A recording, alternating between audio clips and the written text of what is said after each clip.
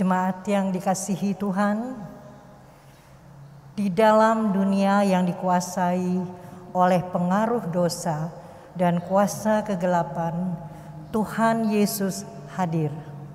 Ia memenuhi kerinduan umat-Nya akan hidup bahagia. Ia memberikan air kehidupan bagi orang yang haus akan kebenaran. Ia menerangi setiap orang yang berjalan dalam kegelapan. Ia menuntun dan membimbing orang dengan roh-Nya ke jalan yang lurus. Mazmur 95 ayat 6 sampai dengan 7 berkata, "Masuklah, marilah kita sujud menyembah, berlutut di hadapan Tuhan yang menjadikan kita. Sebab Dialah Allah dan kitalah umat gembalaannya dan kawanan domba tuntunan tangannya." Marilah kita beribadah kepada-Nya.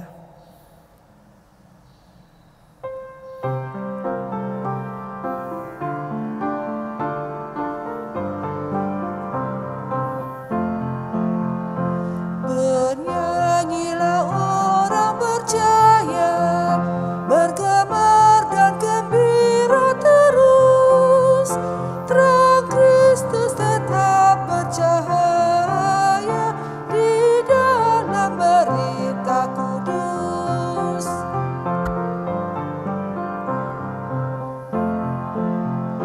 Kendati sering kita bimbang, dalam hati kecil pun sedih, tetapi beban jadi ringan di dalam cahaya salib.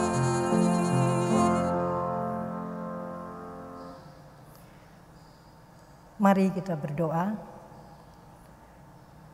Ya Tuhan Yesus Kristus, sumber hidup, kami bersyukur atas pemeliharaan dan perlindungan-Mu di sepanjang kehidupan kami di dunia ini. Sekarang kami hendak beribadah, memuji-Mu melalui nyanyian, doa dan mendengar firman-Mu. Tuntunlah kami dari awal hingga akhir, serta kuasailah kami dengan Roh Kudus agar nama Tuhan Yesus Kristus diagungkan dan dimuliakan dalam peribadahan ini. Dalam nama Tuhan Yesus Kristus kami berdoa. Amin.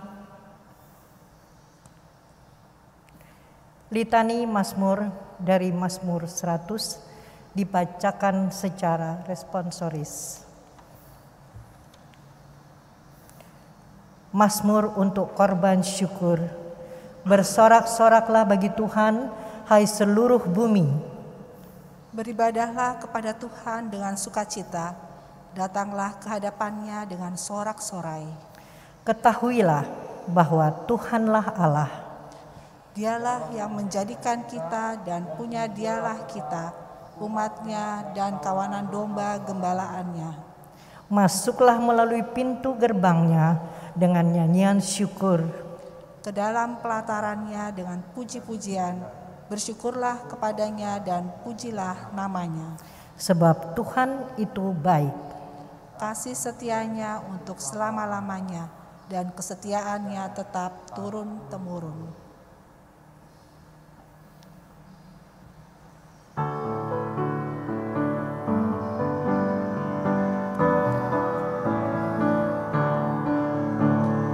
Dunia ini untuk kemuliaan Tuhan. Amin. Kita berbuat apa dengannya? Amin. Amin. Amin. Amin.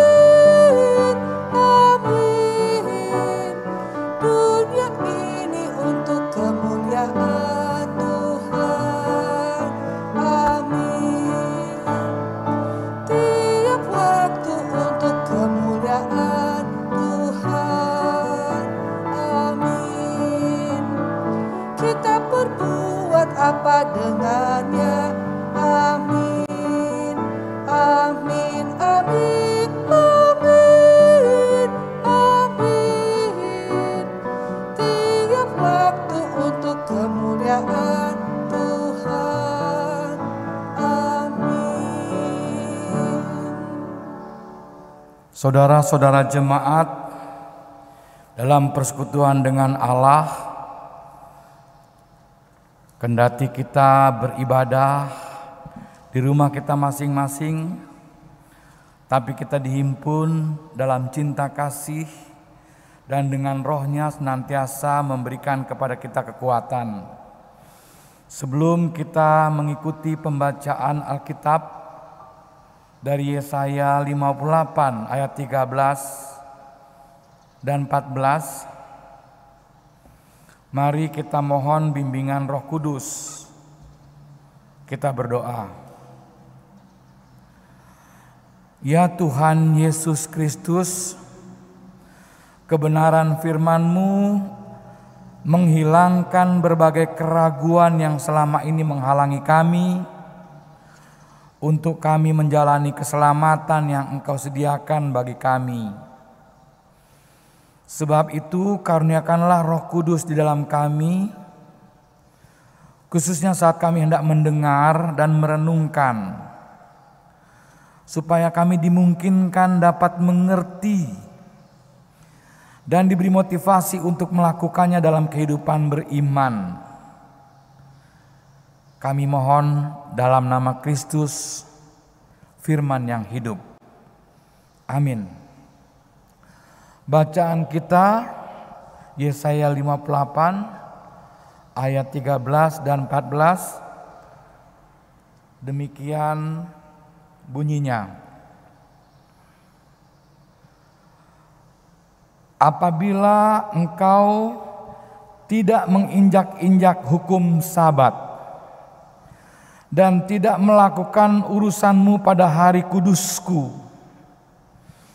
apabila engkau menyebut hari Sabat hari kenikmatan dan hari kudus Tuhan hari yang mulia, apabila engkau menghormatinya dengan tidak menjalankan segala acaramu dan dengan tidak mengurus urusanmu, atau berkata omong kosong, maka engkau akan bersenang-senang karena Tuhan, dan aku akan membuat engkau melintasi puncak bukit-bukit di bumi dengan kendaraan kemenangan. Aku akan memberi makan engkau dari milik pusaka Yakub, bapa leluhurmu, sebab mulut Tuhan yang mengatakannya. Demikianlah pembacaan firman Tuhan. Terpujilah Yesus Kristus. Haleluya. Haleluya, haleluya, haleluya.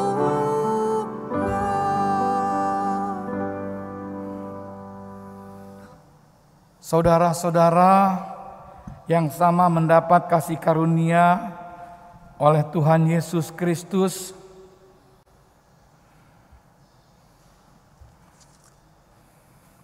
kita semua tahu dari kitab Keluaran pasal 20 kita dapat membaca bahwa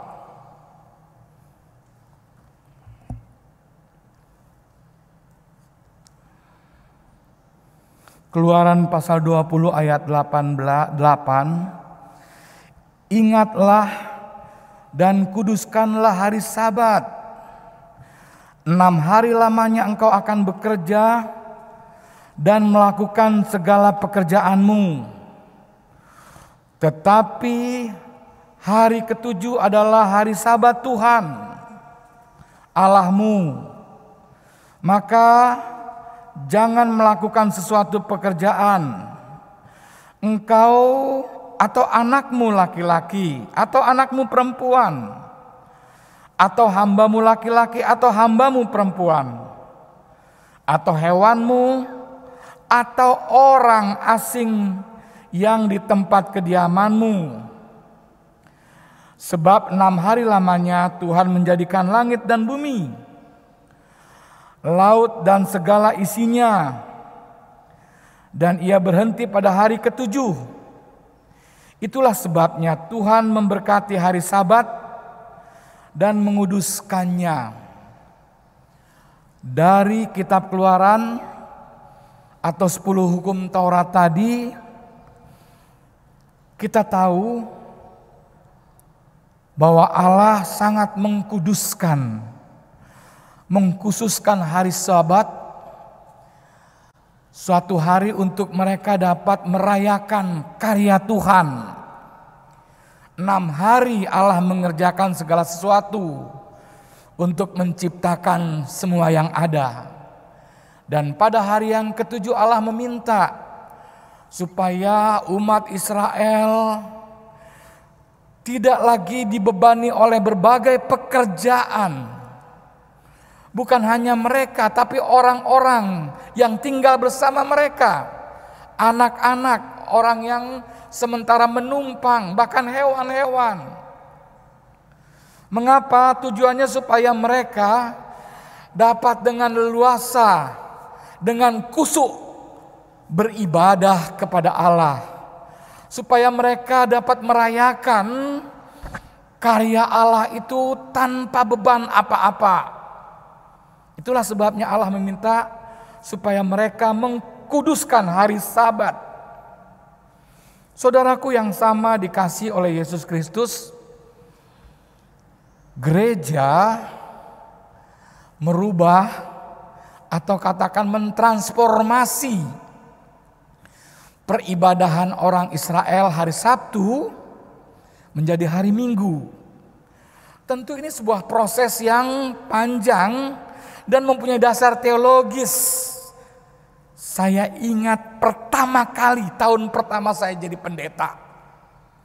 Ketika saya berkunjung, seorang bapak yang sedang sakit bertanya, "Pak Pendeta, tolong tunjukkan kepada saya di mana ada ayat yang mengatakan bahwa kita harus beribadah pada hari Sabat." Saya katakan, "Bapak X, saya bukan tidak bisa memberitahukan kepada Bapak tentang mengapa gereja lalu mentransformasi untuk beribadah pada hari Minggu. Tetapi karena Bapak masih sakit, saya pikir kita berdoa untuk kesehatan Bapak dulu." "Oh tidak, ini penting. Ini dasar buat orang Kristen, dasar yang salah." "Oh kalau gitu nanti kita akan ketemu, sekarang saya akan pulang dulu." Bukan saya pulang untuk mencari jawaban, tapi saya pulang untuk menjauhkan dari kekerasan hati itu Bapak. Bapak yang sakit tetapi mempunyai hati yang keras. Saudara-saudara jemaat, pembacaan kita pada sore hari ini, pada hari Rabu ini, dari Yesaya 58 ayat 13-14 juga berbicara tentang hari Sabat. Dikatakan kalau kamu peduli tentang hari Sabat, kalau kamu tidak menginjak-injak semua aturan Sabat, tidak menginjak-injak berarti tidak meremehkan, tidak mengucilkan semua tatanan Sabat. Jika kamu pada hari Sabat sungguh-sungguh mengkuduskannya,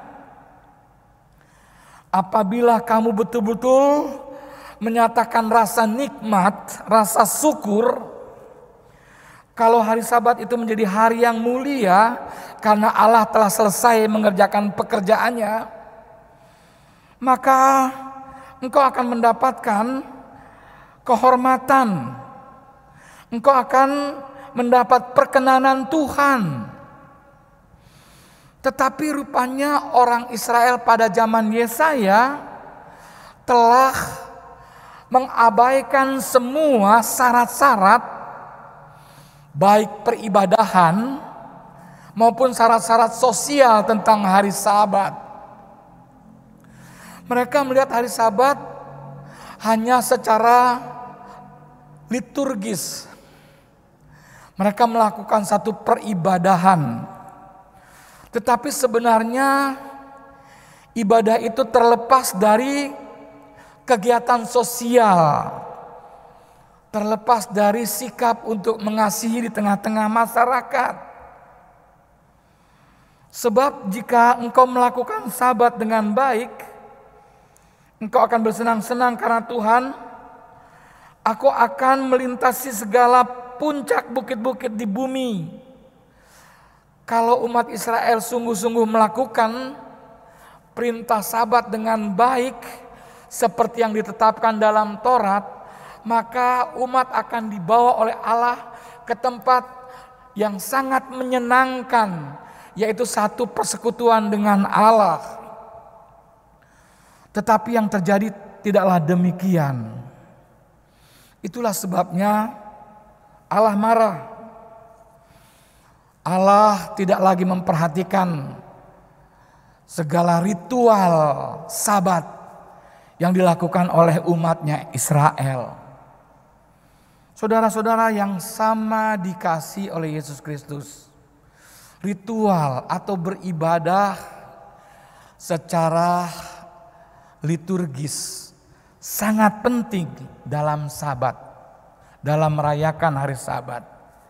Tetapi perayaan secara ritual itu tidak bisa terlepas dari tanggung jawab moral sosial. Tidak akan pernah bisa. Itulah sebabnya dalam kitab Keluaran atau dalam 10 hukum Taurat dikatakan, semua harus kamu bebaskan. Dari apa? Dari kebiasaan-kebiasaan bekerja, dari rutinitas, lalu mengkhususkan diri pada Sabat. Supaya Allah berkenan. Karena hari Sabat itulah yang dikuduskan, diistimewakan oleh Allah. Saudaraku yang sama dikasihi oleh Yesus Kristus, memang gereja sekarang beribadah secara khusus pada hari Minggu, yang oleh orang Arab disebut hari Ahad, hari pertama. Ini bukanlah proses yang terjadi begitu saja. Kalau dilihat ayatnya di mana, tidak ada. Tetapi dalam perjalanan sejarah para rasul, pada setiap hari Minggu mereka selalu memperingatkan kebangkitan Yesus Kristus. Setiap pagi mereka berkumpul memecahkan roti untuk memperingati hari kebangkitan, hari Minggu. Oleh karena itu sejak gereja mula-mula, para murid Yesus atau orang yang percaya kepada Yesus Kristus mempunyai hari perhimpunan tersendiri, tetapi tidak mengabaikan Sabat. Contoh misalnya Yesus sendiri. Tuhan Yesus begitu sangat peduli terhadap Sabat. Dalam Lukas pasal 4 ayat 16 dikatakan, Yesus datang ke Nazaret, tempat ia dibesarkan. Dan menurut kebiasaannya pada hari Sabat, ia masuk ke rumah ibadat. Lalu berdiri, hendak membaca dari Alkitab. Kepadanya diberikan kitab Nabi Yesaya. Dan setelah dibukanya, ia menemukan nats lalu yang dibacakannya. Lukas 4 ayat 16 dan 17. Yesus tidak menghilangkan semua ketentuan Taurat, termasuk Sabat. Tetapi ia datang untuk menggenapi Sabat supaya orang percaya tidak dibelenggu oleh ketentuan-ketentuan Sabat. Pada suatu kali, murid Yesus pernah memetik gandum pada hari Sabat. Dan orang-orang Farisi menegur mereka, "Mengapa muridmu tidak memperhatikan hari Sabat? Mereka memetik gandum pada hari Sabat." Lalu Yesus menjawab, "Bukankah para imam juga bekerja pada hari Sabat? Karena itu janganlah kamu menggunakan hari Sabat dengan alasan-alasan yang tidak benar." Apa yang dimaksud Yesus dengan imam-imam bekerja pada hari Sabat? Karena imam pada hari Sabat mempersiapkan segala sesuatu untuk ibadah umat. Dan Yesus katakan, Aku adalah Tuhan atas hari Sabat. Artinya Yesus tidak bisa dan tidak mungkin dikalahkan atau direndahkan atau didudukkan di bawah hari Sabat. Sebab Yesus tahu dia datang untuk menggenapi hari Sabat. Saudara-saudara yang sama dikasihi oleh Yesus Kristus. Jadi jika jemaat mula-mula telah mentransformasi hari ritual mereka dari hari ke-7 menjadi hari pertama, itu semata-mata karena mereka melihat dan bangkit atas kebangkitan Yesus Kristus. Ada tumbuh iman yang baru, iman yang dicangkokkan dari iman Israel. Mereka berkumpul setiap pagi dan membagikan roti. Lalu tradisi jemaat mula-mula itu terbawa sampai hari ini. Pertanyaannya ialah, kalau gereja telah menjadikan hari Minggu sebagai hari Sabat, apakah gereja juga telah mengisi semua aturan Sabat pada perayaan hari Minggu? Artinya, apakah hari Minggu sebagai hari kebangkitan, hari kemenangan juga sudah dilakukan oleh orang percaya untuk melakukan hal-hal yang menyenangkan Tuhan? Baik beribadah secara ritual maupun ibadah secara sosial yang tidak dipisahkan. Contohnya, ibadah secara ritual. Kita sekarang karena pandemi harus beribadah di rumah secara Zoom atau daring.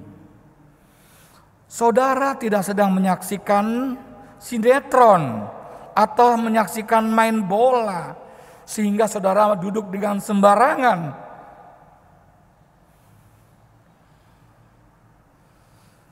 Ini adalah ibadah. Ini adalah ritual kepada Allah. Diminta sikap hati yang sungguh dan sikap diri yang terkendali. Sebagaimana kalau kita datang di gereja ini, kita tenang, kita menghormati satu dengan yang lain.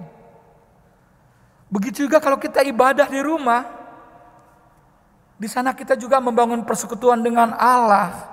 Persekutuan yang kita refleksikan dengan kehadiran sesama. Karena itu harus kita lakukan, bukan nonton sinetron sambil angkat kaki atau sambil makan kacang. Tidak. Allah meminta supaya kita melakukan ibadah secara baik dan benar. Bukan saja dari segi ibadah ritual, tetapi juga ibadah ritual yang kita lakukan punya dampak dalam kehidupan sosial, membagi peduli kepada sesama. Dengan demikianlah maka ibadah kita menjadi sesuatu yang menyenangkan Tuhan dan mendatangkan berkat bagi kehidupan kita sekalian, buat saya dan saudara-saudara sekalian. Selamat melaksanakan ibadah dengan baik. Tuhan memberkati saudara-saudara dan akan menolong saya juga. Amin.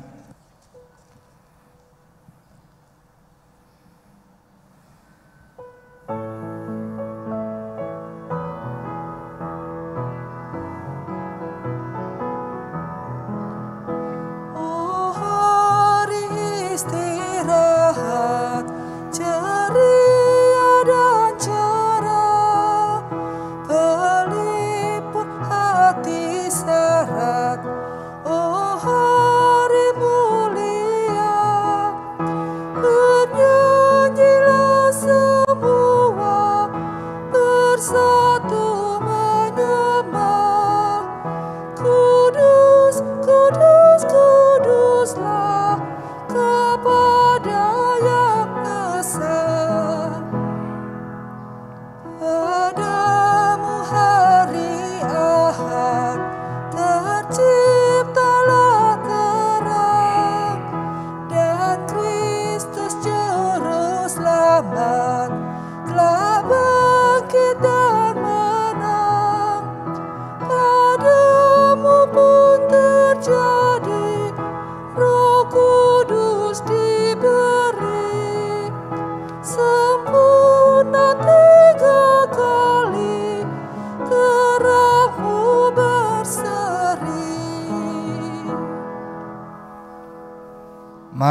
kita sama-sama bersatu hati di dalam syafaat.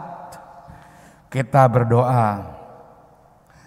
Ya Allah, kami patut bersyukur kepadamu karena Engkau berkenan memberikan waktu khusus kepada kami, yaitu waktu saat kami beribadah, menyembah, saat kami berdoa, baik secara pribadi maupun dalam kebersamaan di tengah keluarga dan jemaat.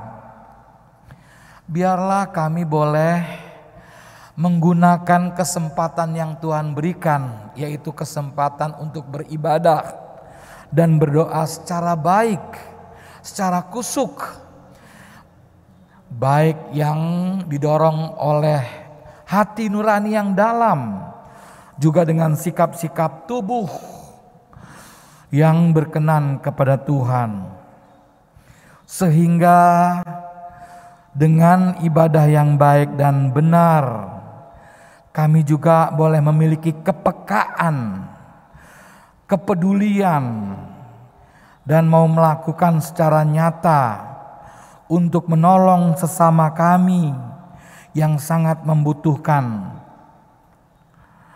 Ya Tuhan, biarlah ibadah kami juga boleh menginspirasi kami, menginspirasi untuk kami menjadi alat Tuhan, penyaluran berkat Tuhan baik secara material maupun secara moral. Kami berdoa bagi keluarga-keluarga jemaat yang sampai pada hari ini lebih banyak beribadah, baik ibadah hari Minggu maupun ibadah-ibadah lainnya seperti ibadah jemaat pada hari Rabu, masih kami lakukan secara daring. Kami percaya bahwa Roh Kudus sanggup menghimpun kami dalam persatuan cinta kasih, dan persekutuan kami hayati sebagai persekutuan di dalam dan oleh rahmat Tuhan. Pada minggu-minggu ini kami juga berdoa untuk keluarga-keluarga yang mengalami banyak pergumulan. Di antaranya ada yang sakit, baik dirawat di rumah sakit, bahkan sampai dioperasi, maupun mereka yang mengalami sakit-sakit ringan, atau bahkan sakit batin yang membuat mereka kehilangan kemampuan untuk mengendalikan pikiran, kemampuan untuk mengendalikan tindakan. Tuhan tolong jamah mereka semua. Ya Tuhan, kami juga berdoa bagi mereka yang berduka karena ditinggal orang yang dicintai. Tuhan memberikan penguatan dan penghiburan. Kami berdoa juga bagi warga jemaat yang terus berjuang untuk memenuhi kebutuhan hidup pokok.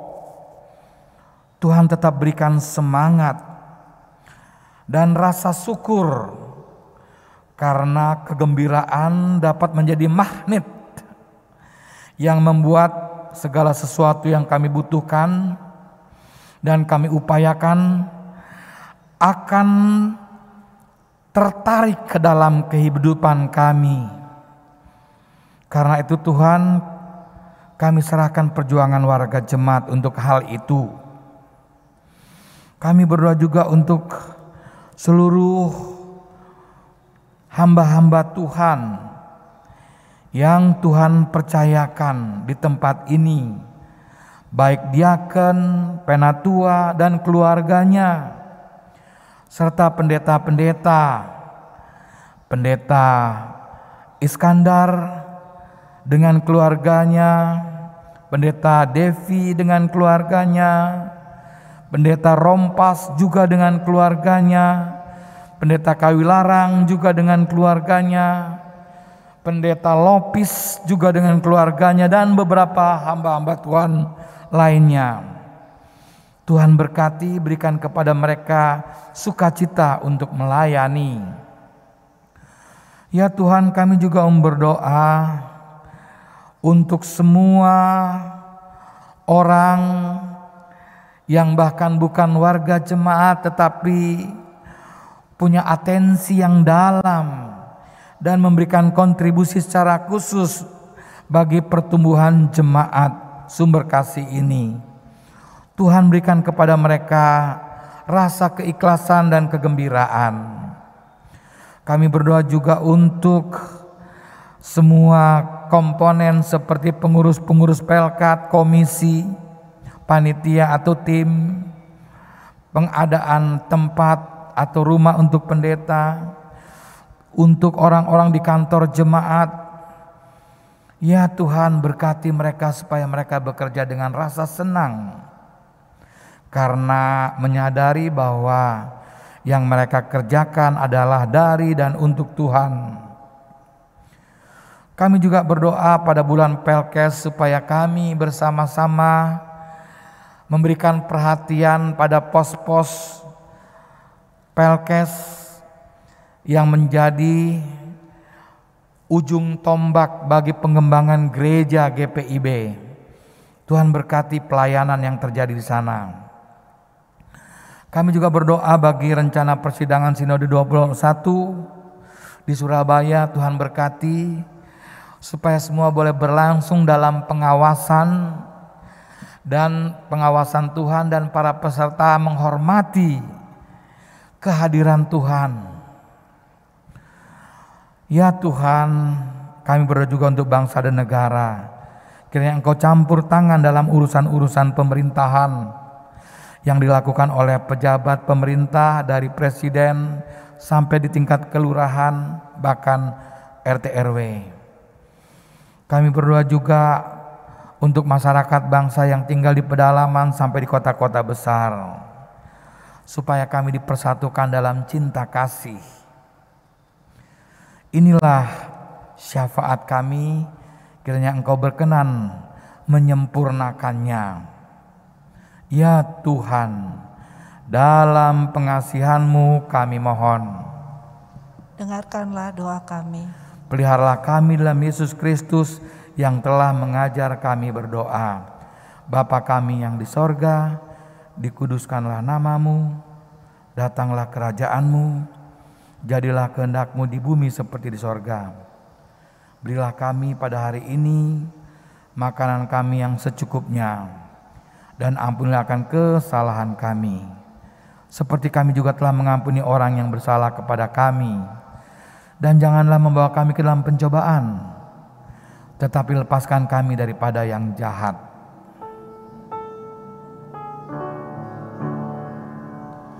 Karena Engkaulah yang punya kerajaan dan kuasa dan kemuliaan sampai selama-lamanya.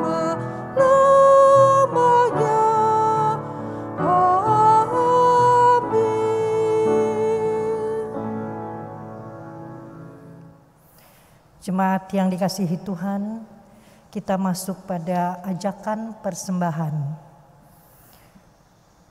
Marilah mengumpulkan persembahan syukur kepada Tuhan sebagai pengakuan bahwa hidup ini milik-Mu Tuhan, dan sepatutnya dikembalikan bagi kemuliaan nama Tuhan.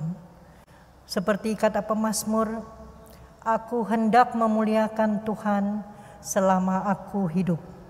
Mazmur 146 ayat 2. Kolekte yang terkumpul dapat disetorkan ke Bank Mandiri Giro Jemaat seperti yang tertera pada layar, atau dapat dimasukkan ke dalam amplop dan diserahkan ke kas jemaat jika kondisi sudah memungkinkan, atau dikoordinasikan dengan koordinator sektor. Tuhan memberkati saudara dan persembahan saudara.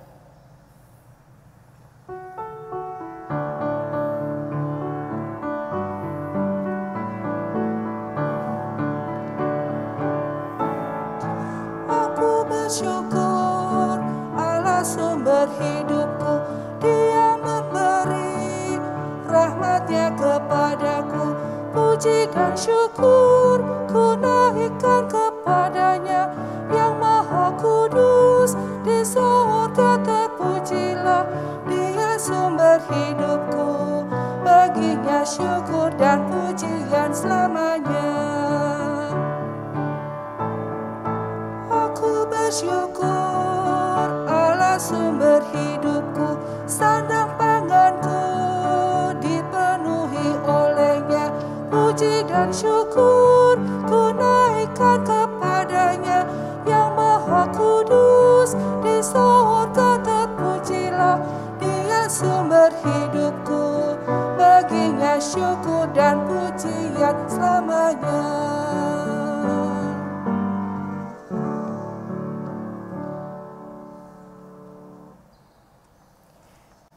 Mari kita berdoa.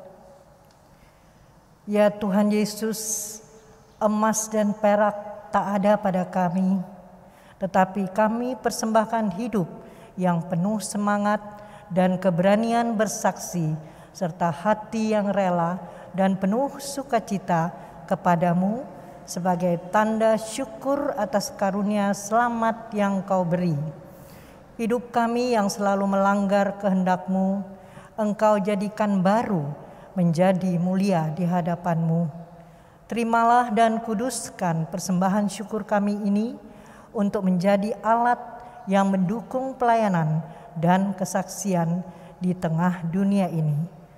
Dalam nama Tuhan Yesus kami berdoa. Amin. Kala kehidupan berlanjut terus dan nafas masih dikandung badan, itulah kesempatan kita untuk berkarya serta melakukan sesuatu yang berguna. Karena itu mari kita bergegas membenah diri untuk terus berkarya melakoni tugas bagi Tuhan. Kita lanjutkan perjalanan bergereja kita dengan senantiasa memberi diri untuk terus dibaharui oleh Kristus. Terima kasih ya Tuhanku atas hari pemberian-Mu.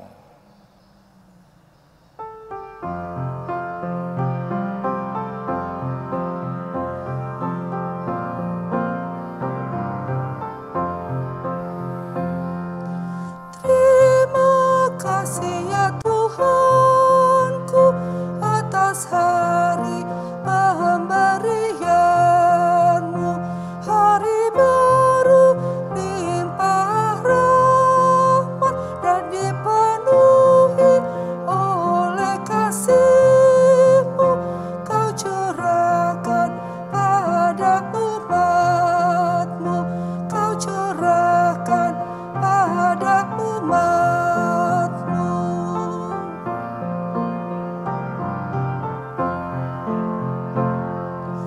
Kan ku pakai waktu itu melakukan tanggung jawabku dan menolong sesamaku menurut firman serta karya-Mu. Karena itu makna kasih-Mu, karena itu makna kasih-Mu.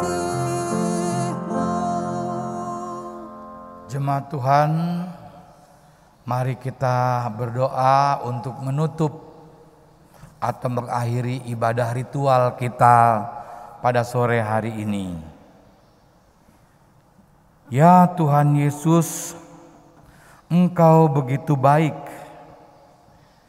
Kami bersyukur dan berterima kasih karena kami menyadari bahwa Engkau adalah Allah, sumber segala kasih karunia yang telah memanggil kami dalam Kristus, agar kami mau bertolong-tolongan, sehingga kehadiran kami boleh menghadirkan damai sejahtera-Mu dalam hidup dan kehidupan, dulu, sekarang, sampai Maranatha. Amin.